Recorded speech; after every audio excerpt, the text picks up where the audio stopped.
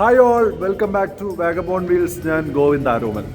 അപ്പോൾ ഞാനിപ്പോൾ കേരള തമിഴ്നാട് ബോർഡറിലാണ്. NH-66 ഏകദേശം പണി കഴിഞ്ഞ ഭാഗത്താണ് ഞാൻ നിൽക്കുന്നത്. ഇനി അങ്ങോട്ട് തമിഴ്നാടാണ്. തമിഴ്നാട്ടിലേക്ക് പണി കഴിഞ്ഞിട്ടില്ല. ഈവൻ പകുതി പോലും ആയിട്ടില്ല. സോ ഞാൻ കേരളത്തിൻ്റെ ഭാഗത്ത് ഏകദേശം NH-66 പണിയെല്ലാം കഴിഞ്ഞു. അടിപൊളി റോഡാണ്, 4-way ലൈനാണ്. ഏറെക്കുറെ ഭൂരിഭാഗം ഒരു നമ്മുടെ ഇഞ്ചക്കിൽ അല്ലെങ്കിൽ ചാക്ക തൊട്ട് കുറച്ചിങ്ങോട്ട് വരുമ്പോൾ ഏകദേശം കോൺക്രീറ്റ് റോഡാണ്, കോൺക്രീറ്റ് ഹൈവേ ആണ് കാണുന്നത്. അത് നല്ലൊരു കാര്യമാണ്, നല്ല ഫ്രിക്ഷൻ കിട്ടും ടയറിനൊക്കെ. സോ ഈ ഹൈവേയിൽ ഞാൻ വന്നതിനൊരു പ്രധാന ഉദ്ദേശമുണ്ട്. അതൊരു വാഹനത്തിൻ്റെ ഷൂട്ടിനാണ്. ഏതാണ് ആ വാഹനം എന്നറിയണ്ടേ? ബാക്കിൽ കാണുന്നു ഹിമാലയൻ 450. അടിപൊളി. ഞാൻ ഭയങ്കര ഇങ്ങനെ വെയിറ്റ് ചെയ്തിരുന്നൊരു വണ്ടിയാണ് ഓടിക്കാനായിട്ട്. എന്തായാലും ഇന്നാണ് കിട്ടിയത്. സോ വണ്ടിയുടെ A to Z കാര്യങ്ങളെല്ലാം ഞാൻ പറയുന്നതായിരിക്കും. ഹൈവേയിൽ ഓടിച്ചു, അത്യാവശ്യം ഓഫ് റോഡിൽ ഓടിച്ചു, നല്ല ടൈറ്റ് സിറ്റി ട്രാഫിക്കിൽ ഓടിച്ചിട്ടുണ്ട്. സോ അതിൻ്റെ എല്ലാ എക്സ്പീരിയൻസ് ഞാൻ പറയുന്നതായിരിക്കും. സോ നമുക്ക് വീഡിയോയിലേക്ക് പോകാം.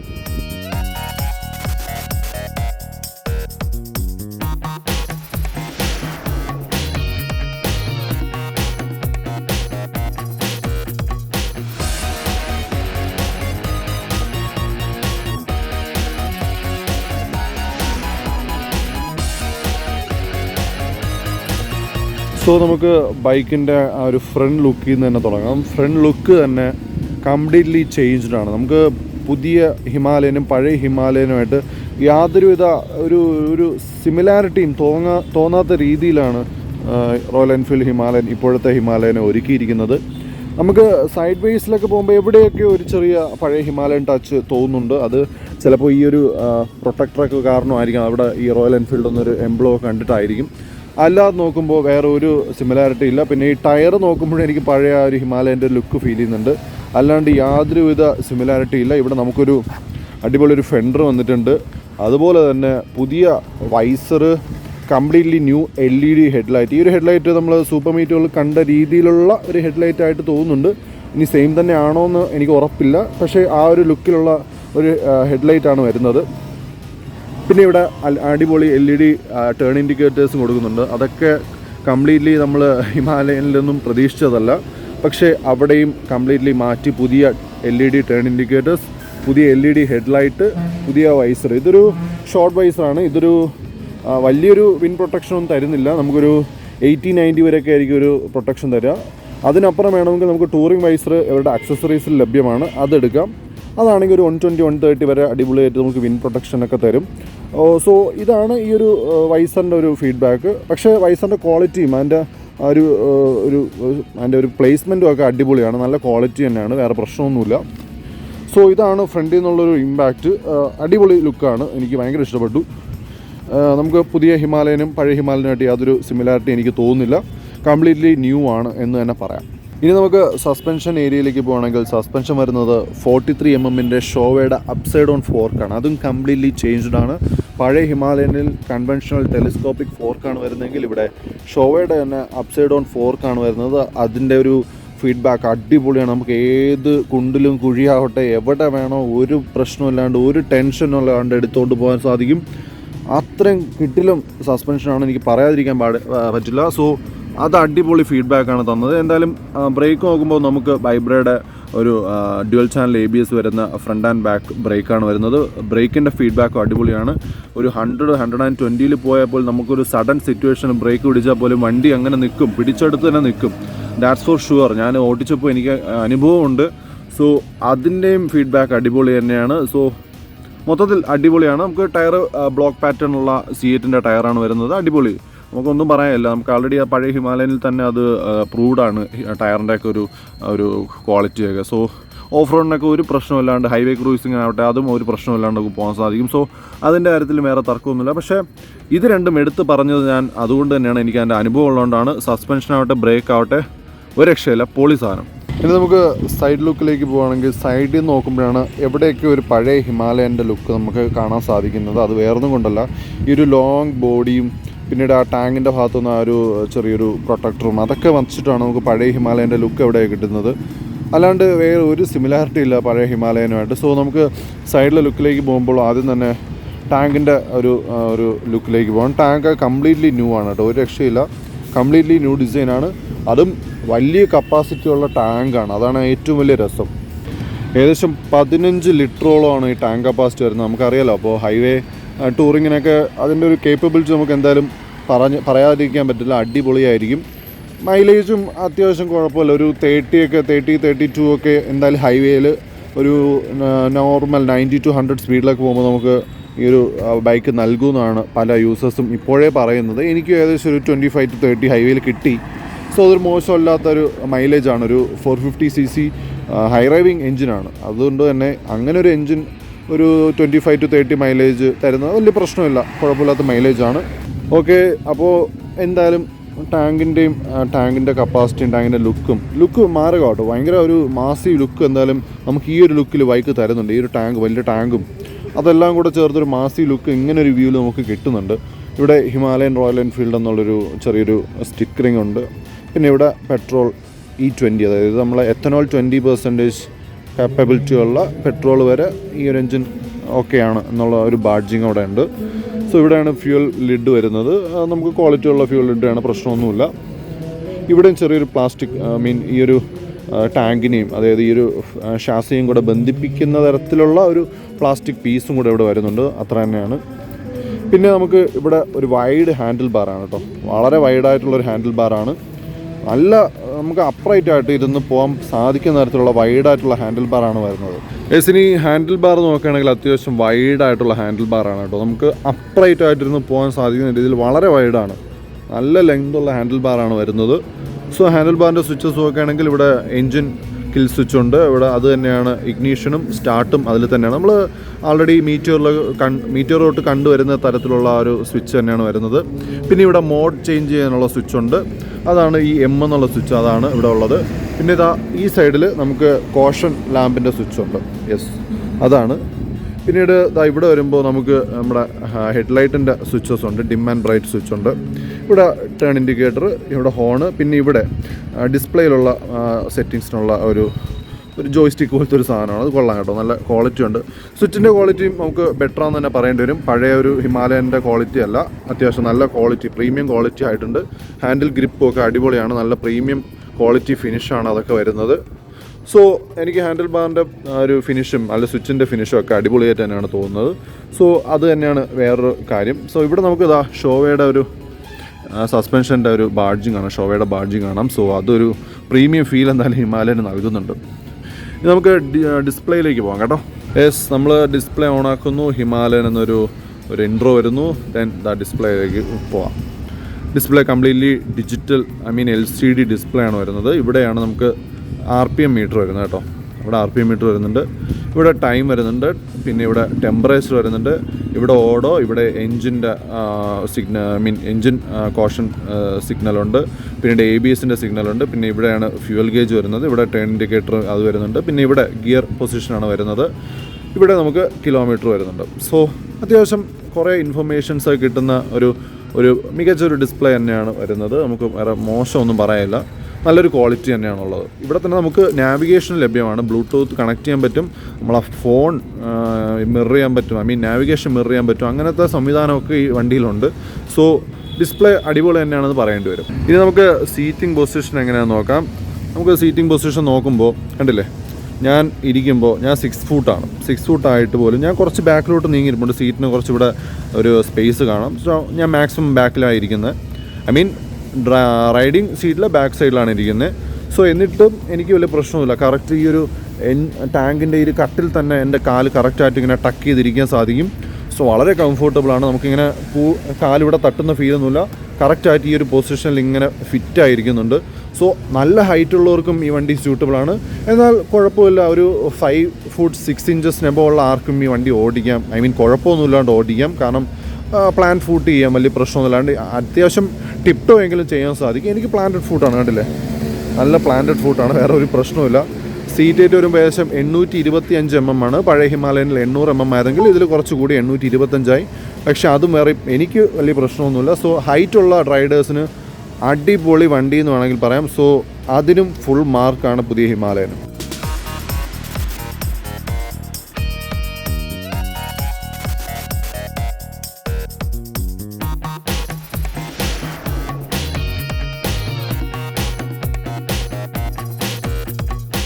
പുതിയ ഹിമാലയൻ നമുക്ക് 5 കളറിലാണ് അവൈലബിൾ ആയിട്ടുള്ളത്. ഇപ്പോൾ ഇരിക്കുന്നത് കാസ ബ്രൗൺ എന്ന് പറയുന്ന ബേസ് മോഡൽ കളറാണ്. ഇതല്ലാണ്ട് ഹിമാലയൻ സാൾട്ട് എന്ന് പറഞ്ഞൊരു റെഡ് ആക്സെൻ്റ് ഉള്ളൊരു ബ്ലാക്ക്, ഒരു ബ്ലാക്ക് അല്ല, ഒരു ഗ്രേ ടൈപ്പ് വണ്ടി ലഭ്യമാണ്. പിന്നീട് പോപ്പി ബ്ലൂ എന്ന് പറയുന്ന വേറൊരു കളർ ഓപ്ഷനുണ്ട്. ഹാനൽ ബ്ലാക്ക് എന്ന് പറയുന്ന ടോപ്പ് എൻഡ് വേരിയൻ്റ് ഉണ്ട്. പിന്നെ ക്യാമറ്റ് വൈറ്റ് എന്ന് പറയുന്ന ഒരു ഗ്രാഫിക്സ് ഒക്കെ ടാങ്കിൽ ഉള്ള ഒരു മോഡലുണ്ട്. സോ ഈ ഒരു 5 കളർ വേരിയൻറ്റിലാണ് നമുക്ക് ഹിമാലയൻ 450 അവൈലബിൾ ആയിട്ടുള്ളത്. ഇതിന് ഓരോ കളർ ഓപ്ഷൻ അനുസരിച്ച് പ്രൈസിലും വേരിയേഷൻ ഉണ്ട്. ഏറ്റവും ബേസ് ആയിട്ടുള്ള ഈ ഒരു വാഹനത്തിൻ്റെ എക്സ്ഷോറൂം പ്രൈസ് വരുന്ന ഏകദേശം 2,69,000 രൂപയാണ്. സോ അതാണ് ഈ ഒരു ഹിമാലയൻ്റെ കളർ ഓപ്ഷൻസ് ആയിട്ട് വരുന്നത്. ഇനി പുതിയ ഹിമാലയൻ്റെ ഒരു സീറ്റിംഗ് കംഫോർട്ടൊക്കെ നോക്കുകയാണെങ്കിൽ പഴയ ഹിമാലയനായിട്ട് നോക്കുമ്പോൾ കുറച്ചൊരു ഒരു ഹാർഡർ സൈഡാണെന്ന് പറയേണ്ടി വരും. കുറച്ച് എവിടെയൊക്കെ ഒരു സോഫ്റ്റ്നെസ് കുറഞ്ഞ പോലൊരു ഫീൽ എനിക്ക് തോന്നി. അതെന്തുകൊണ്ടാണെന്ന് എനിക്കറിയില്ല. മേ ബി ഞാൻ ഇത് കുറച്ച് സമയം ഓടിച്ചിട്ടുള്ളൂ. സോ അതിൻ്റെ ഒരു ഫീഡ്ബാക്ക് ആയിരിക്കും. അതല്ല കുറേ കാലമായിട്ട് കുറച്ച് ഓണേഴ്സായിട്ടുള്ളവർക്ക് ചിലപ്പോൾ വേറെ ഫീഡ്ബാക്ക് ആയിരിക്കും. പക്ഷേ എനിക്കെന്തോ പഴയ ഹിമാലയനായിട്ട് നോക്കുമ്പോൾ കുറച്ചൊരു ഹാർഡർ സൈഡായിട്ട് സീറ്റ് തോന്നി. പക്ഷേ കംഫോർട്ടൊക്കെ അടിപൊളിയാണ്, നല്ല വൈഡാണ്. വലിയ നിതംബങ്ങൾ പോലും നന്നായിട്ട് തന്നെ ഉൾക്കൊള്ളുന്ന തരത്തിലുള്ള ഒരു സീറ്റ് തന്നെയാണ്. അത് നല്ല രീതിയിൽ ഇങ്ങനെ ടക്ക് ചെയ്ത് പോകുന്നുണ്ട്. സോ ടാപ്പർ ചെയ്ത് എടുത്തിട്ടുണ്ട്, നല്ല ഡിസൈനായിട്ട് തന്നെ പോകുന്നുണ്ട്. ബാക്ക് സീറ്റ് പില്ലിയൻ്റെ സീറ്റും വലിയ പ്രശ്നമൊന്നുമില്ല, അതും നല്ല ക്വാളിറ്റി തന്നെയാണ്, വേറെ പ്രശ്നമൊന്നുമില്ല. അത്യാവശ്യം വൈഡും ആണ്, ലോങ് റൈഡിനൊക്കെ പറ്റുന്ന തരത്തിൽ തന്നെയാണ്. നമുക്ക് പില്ലിയന് വലിയ പ്രശ്നമൊന്നും വരാൻ സാധ്യതയില്ല ഈ ഒരു സീറ്റ് കൊണ്ട്. സോ ആ സീറ്റിൻ്റെ കാര്യത്തിൽ ഞാൻ ഓക്കെയാണ്, എനിക്ക് വേറെ പ്രശ്നമൊന്നും തോന്നിയിട്ടില്ല. ഞാൻ നേരത്തെ പറഞ്ഞ പോലെ പില്ലിയൻ ഒട്ടും തന്നെ പ്രശ്നമല്ല, കാരണം പില്ലിയൻ ഫുഡ് റെസ്റ്റ് വരുന്നത് ഇവിടെയാണ് കേട്ടോ. കാല് നല്ല രീതിയിൽ സ്ട്രൈറ്റ് ആയിട്ട് തന്നെ വച്ചിരിക്കാൻ സാധിക്കും. ബാക്കിലാണോ അല്ലെങ്കിൽ നല്ല ഹൈറ്റിലാണോ ഒന്നുമല്ല, അത്യാവശ്യം നല്ല ഡിസ്റ്റൻസിൽ തന്നെ ഇരിപ്പുണ്ട്. സോ നല്ല ഹൈറ്റുള്ള പില്ലിയൻ ആണെങ്കിൽ കൂടിയും വലിയ പ്രശ്നമില്ലാണ്ട് ബൈക്കിൽ ഇരിക്കാൻ സാധിക്കും. സോ അതിനും വലിയ പ്രശ്നമൊന്നുമില്ല. പില്ലിയൻ റൈഡിങ് കംഫോർട്ടും അടിപൊളി തന്നെയായിരിക്കും. യെസ്, നമുക്കിനി ബൈക്കിൻ്റെ ഓവറോൾ ഡയമെൻഷൻസ് എങ്ങനെയാണെന്ന് നോക്കുകയാണെങ്കിൽ നമുക്ക് കാണുമ്പോൾ തന്നെ അറിയാം ഇതൊരു മാസീവ് ബൈക്കാണ്. റോയൽ എൻഫീൽഡിൻ്റെ തന്നെ ഇപ്പോൾ ഉള്ള ഏറ്റവും വലിയ ബൈക്കാണെന്ന് പറഞ്ഞിട്ടുണ്ട്. ഈവൻ സൂപ്പർ മീറ്റിയോനേക്കാളും സൈസുണ്ട് ഈ ബൈക്കിന്. നമ്മൾ നേരിട്ട് കാണുമ്പോഴേ അത് മനസ്സിലാവുള്ളൂ.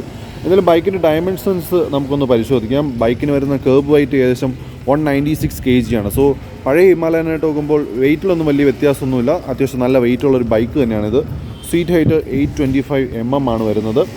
ഗ്രൗണ്ട് ക്ലിയറൻസ് ഏകദേശം 230 mm ആണ്. അതായത് പഴയ ഹിമാലയനേക്കാളും ഗ്രൗണ്ട് ക്ലിയറൻസ് വർദ്ധിച്ചു എന്ന് പറയാം. സോ ഓഫ് റോഡിങ്ങിന് യാതൊരു പ്രശ്നവുമില്ല, എവിടെ വേണം നമുക്ക് ധൈര്യപൂർവ്വം കൊണ്ടുപോകാൻ സാധിക്കും. ഓവറോൾ ലെങ്ത് 2245 mm ആണ്. സോ അതും വർദ്ധിച്ചിട്ടുണ്ട്. വിഡ്ത്ത് 852 mm ആണ് വരുന്നത്. ഓവറോൾ ഹൈറ്റ് ഏകദേശം 1316 mm വരുന്നുണ്ട്. Wheel base 1510 mm. സോ ഒരു മാസീവ് ബൈക്കാണ്. റോയൽ എൻഫീൽഡിൻ്റെ ലൈനപ്പിലെ ഏറ്റവും വലിയ ബൈക്കാണ് നിലവിലെ ഹിമാലയൻ 450 എന്ന് പറയേണ്ടി വരും. ഇതിൻ്റെ ഒരു ഫ്രെയിം വരുന്നത് സ്റ്റീൽ ട്വിൻ സ്പാർ ട്യൂബുലാർ ഫ്രെയിമുമാണ്. സോ ശക്തമായൊരു ഫ്രെയിമിൽ അതിശക്തമായൊരു എഞ്ചിനുമായിട്ട് വരുന്ന ഹിമാലയൻ 450 നമുക്ക് ഹൈവേ ക്രൂയിസിങ്ങിനാവട്ടെ ഓഫ് റോഡിങ്ങിനാവട്ടെ അടിപൊളി കമ്പാനിയനാവും എന്ന കാര്യത്തിൽ യാതൊരു തർക്കവും വേണ്ട. ഓക്കെ, നമുക്കിനി മെയിൻ ഏരിയ ആയിട്ടുള്ള എൻജിൻ്റെ സ്പെക്സിലേക്ക് പോകാം, അല്ലെങ്കിൽ അതിൻ്റെ ഒരു ഫീഡ്ബാക്കിലേക്ക് പോകാം. അത്യാവശ്യം ഒരു ലോങ് റൈഡും പിന്നെ ഒരു ഓഫ് റോഡും സിറ്റിയിലൊക്കെ ഓടിച്ചൊരു ഫീഡ്ബാക്കാണ്. പഴയ ഹിമാലയൻ നമുക്കറിയാം ഒരു ലോങ് സ്ട്രോക്ക് എഞ്ചിനാണ്, ഒരു അത്യാവശ്യം വൈബി ആയിട്ടുള്ള ഒരു എഞ്ചിനാണ്. സോ അതിൻ്റേതായ കുറച്ച് ഒരു ഡ്രോബാക്സ് ഒക്കെ ഉണ്ടായിരുന്നു, എങ്കിലും നമ്മൾ ആ എഞ്ചിനെയൊക്കെ ഇഷ്ടപ്പെട്ടു.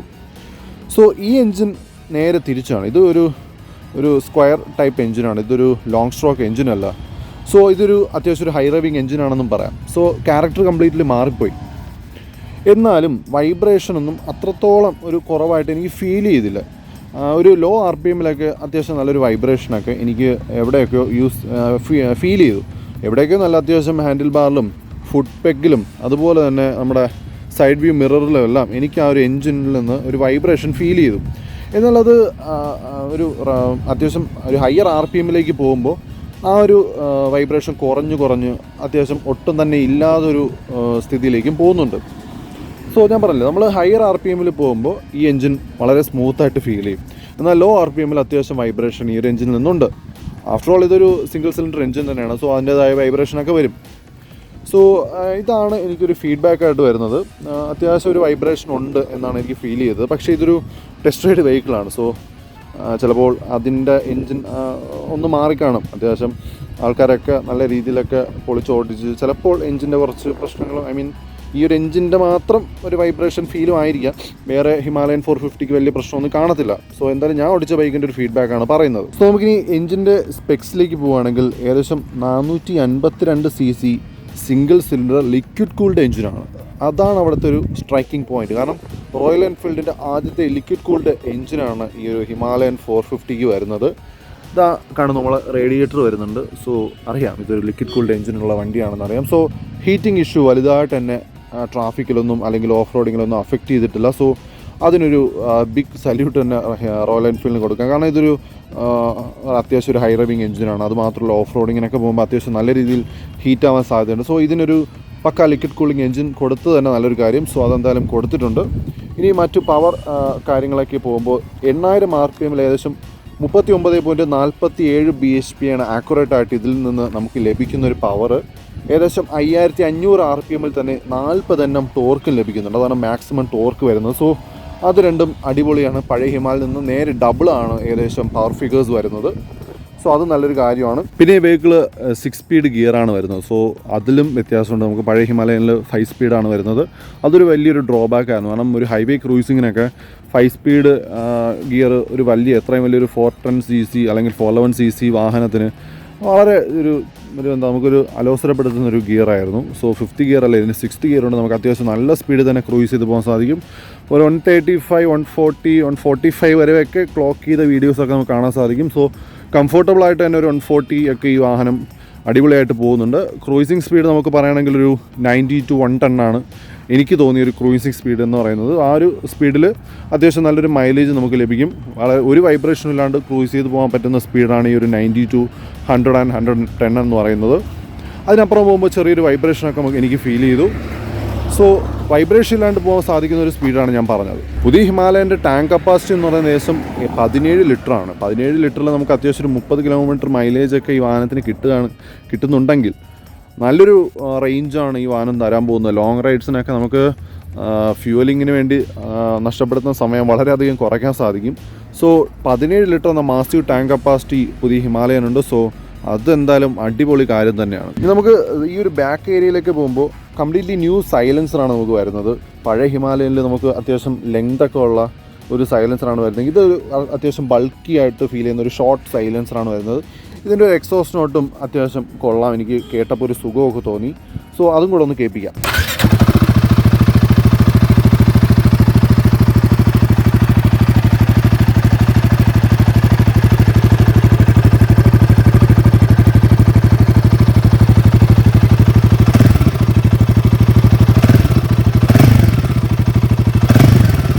നമുക്ക് ബാക്ക് ടയർ സെഷനിലേക്ക് വരാൻ നോക്കാം. അവിടെയൊക്കെ നമുക്ക് വലിയൊരു ചേഞ്ച് തന്നെ കാണാൻ സാധിക്കുന്നുണ്ട്. പഴയ ഹിമാലയയിൽ നിന്ന് നല്ല വ്യത്യാസമായിട്ട് നമുക്ക് ഏകദേശം 140 സെക്ഷൻ്റെ ടയറാണ് വരുന്നത്. 140/80 സെക്ഷൻ്റെ 17 ഇഞ്ച് ടയറാണ് നമുക്കിവിടെ വരുന്നത്.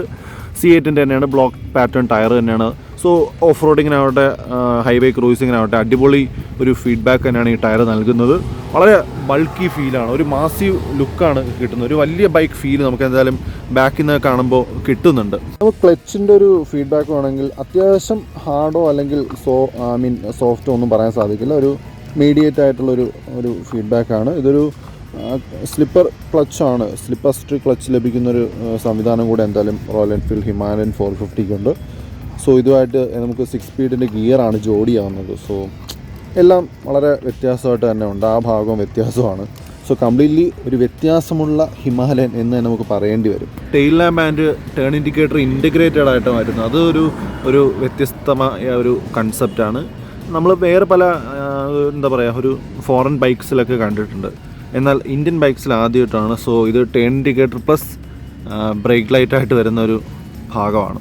നമുക്കിവിടെ ഒരു മോണോ സസ്പെൻഷനാണ് ബാക്കിൽ ലഭിക്കുന്നത്. അതിൻ്റെ ട്രാവൽ കണ്ടല്ലോ, അത്യാവശ്യം അടിപൊളി ട്രാവലൊക്കെ ഉള്ള ഒരു മോണോ സസ്പെൻഷനാണ് വരുന്നത്. അതിൻ്റെ ഫീഡ്ബാക്കും അടിപൊളിയാണ്. നമ്മളൊരു കുഴിയിലോ കുണ്ടിലോ വീണാലും നമുക്ക് ഒരു പ്രശ്നവും ഫീൽ ചെയ്യുന്നില്ല. സോ അതും അടിപൊളി എന്ന് തന്നെ പറയേണ്ടി വരും. ഇവിടെ നമുക്ക് ഡോക്യുമെൻറ്റ്സൊക്കെ സൂക്ഷിക്കാൻ സാധിക്കുന്ന ഒരു യൂട്ടിലിറ്റി ബോക്സാണ് ഇവിടെ വരുന്നത്. സോ അതാണ് അവിടെ ഉള്ളത്. കണ്ടില്ലേ എന്താ ട്രാവൽ നോക്കിയേ, അടിപൊളി. സോ പുതിയ ഹിമാലയൻ്റെ പ്രൈസ് വരുന്നത് ഏകദേശം 2,69,000 രൂപ മുതൽ 2,84,000 രൂപ വരെയാണ് എക്സ്-ഷോറൂം വിലയായിട്ടുള്ളത്. ഇത് ഏകദേശം ഓൺ റോഡ് വരുമ്പോൾ നമുക്ക് കേരളത്തിൽ ഏകദേശം 3,80,000 രൂപയാണ് ടോപ്പ് എൻഡ് മോഡലിന് വരുന്നത്. എന്നാൽ ബേസ് വേരിയൻറ്റിന് ഏകദേശം 3,59,000 രൂപയോളമാണ് ഓൺ റോഡ് വരുന്നത്. സോ പ്രൈസിങ്ങും വലിയ പ്രശ്നമൊന്നുമില്ല. ഈ ഒരു പ്രൈസ് റേഞ്ചിൽ ഇത്രയും വലിയൊരു ബൈക്ക്, ഇത്രയും വലിയ കപ്പാസിറ്റി ഉള്ളൊരു ബൈക്ക്, ഇത്ര നല്ല പവർ നൽകുന്ന ബൈക്ക്, ഇത്ര നല്ല ഫീച്ചേഴ്സ് ഉള്ളൊരു ബൈക്ക് കിട്ടുക എന്നുള്ളത് നല്ലൊരു കാര്യം തന്നെയാണ്. സോ കോമ്പറ്റീറ്റേഴ്സ് ആയിട്ടുള്ള ADV 390ക്കും ട്രയംഫിൻ്റെ സ്ക്രാംബ്ലർ 400Xനും ഒക്കെ ഒരു ഒരു ഒരു ഒരു അടി തന്നെയാണ് ഇതിൻ്റെ പ്രൈസിങ് എന്ന് പറയുന്നത്. സോ ആ കാര്യത്തിലും റോയൽ എൻഫീൽഡ് ഒരു മേൽക്കൈ നേടിക്കഴിഞ്ഞു എന്ന് തന്നെ പറയാം.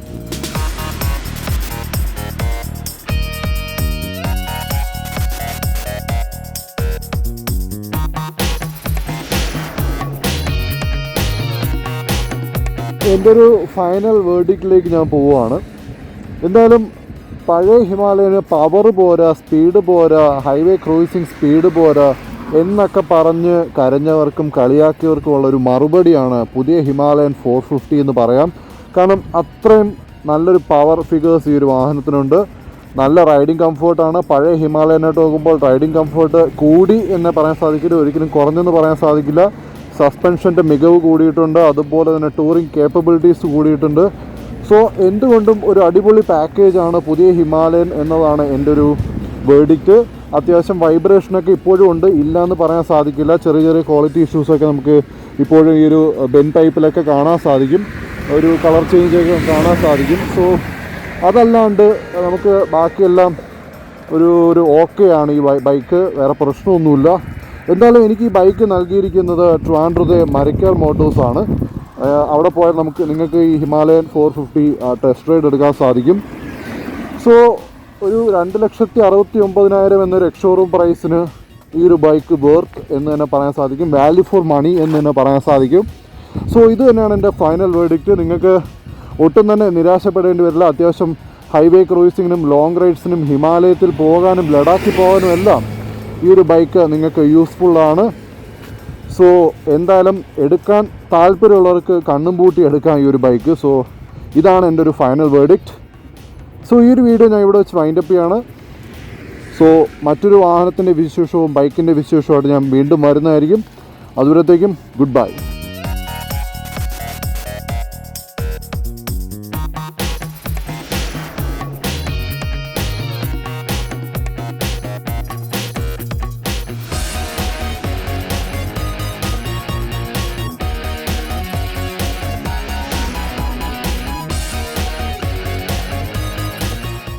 ഏറ്റവും പുതിയ വാർത്തകളും വിശേഷങ്ങളും വിരൽ തുമ്പിലറിയാൻ സീ മലയാളം ന്യൂസ് എല്ലാ ഡിജിറ്റൽ പ്ലാറ്റ്ഫോമുകളിലും ലഭ്യം.